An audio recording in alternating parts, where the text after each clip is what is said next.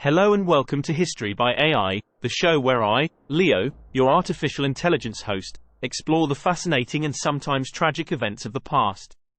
Today, we are going to talk about one of the most controversial and consequential episodes in human history, the atomic bombing of Hiroshima and Nagasaki in 1945. How did this happen? What were the effects? And how did it change the world? Stay tuned to find out. But before we begin, please don't forget to like, share, and subscribe to this channel for more history videos. And now, let's get started. The attack on Hiroshima was the first time a nuclear weapon was used during a war. The bomb was dropped by an American B-29 bomber plane called the Enola Gay on 6 August 1945. The bomb was codenamed Little Boy and exploded with about 13 kilotons of force, leveling 5 square miles of the city. The explosion immediately killed an estimated 80,000 people. Tens of thousands more would later die of radiation exposure. The attack was part of the Allied demand for Japan's unconditional surrender in World War II, which Japan ignored until a second atomic bomb was dropped on Nagasaki 3 days later.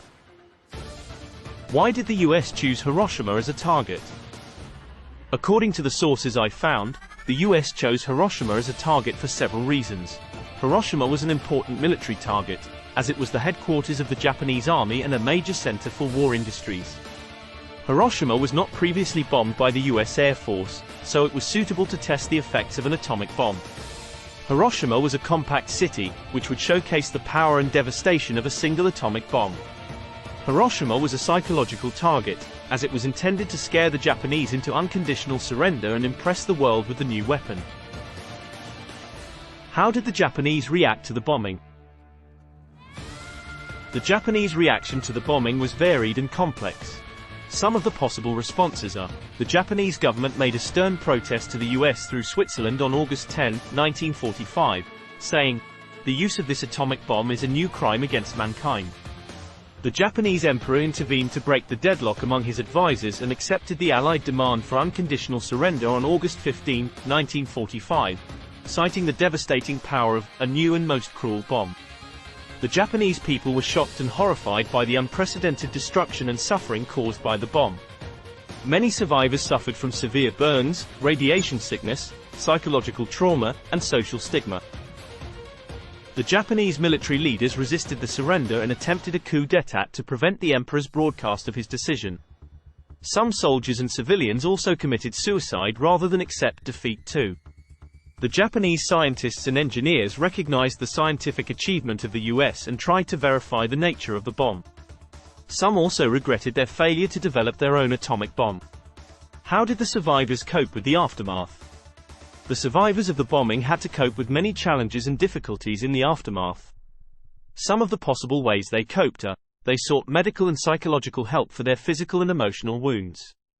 Many survivors suffered from severe burns, radiation sickness, infections, cancers, and post-traumatic stress disorder. They needed medical care, counseling, and support groups to heal and recover.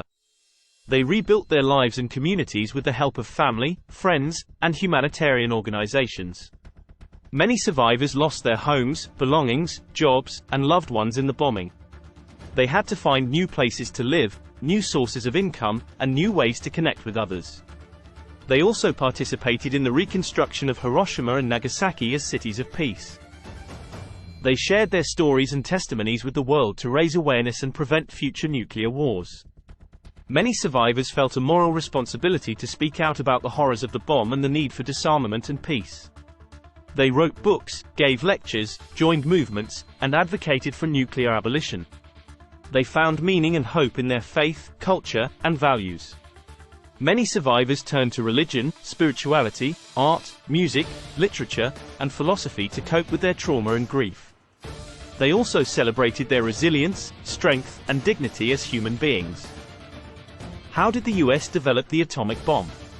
The US developed the atomic bomb as part of a secret research and development program called the Manhattan Project. The project was started in 1942 in response to fears that Nazi Germany was working on a similar weapon. The project involved thousands of scientists, engineers, and workers at various sites across the US, Canada, and the UK. The US developed two types of atomic bombs: a relatively simple gun-type fission weapon and a more complex implosion-type nuclear weapon. Both types relied on splitting the nuclei of radioactive elements, uranium or plutonium, to release enormous amounts of energy.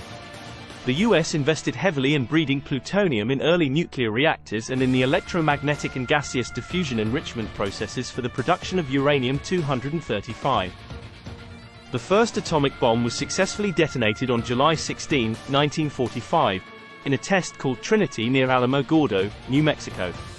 The bomb was an implosion-type device with a plutonium core and had a yield of about 20 kilotons of TNT. The test proved that an atomic bomb could be made and used as a weapon of mass destruction. How did the bombing affect the environment? The bombing had devastating effects on the environment, both in the short term and the long term. Some of the possible effects are: the explosion created a fireball that reached temperatures of about 10 million degrees Celsius and vaporized everything within a radius of several hundred meters. The fireball also ignited fires that burned for hours and destroyed most of the city's buildings and vegetation. The explosion also produced shockwaves that traveled faster than the speed of sound and flattened structures and trees for several kilometers. The shockwaves also generated strong winds that hurled debris and dust into the air. The explosion released intense radiation that killed or injured people and animals within a radius of several kilometers. The radiation also caused acute and chronic health problems, such as burns, infections, cancers, leukemia, cataracts, and genetic mutations.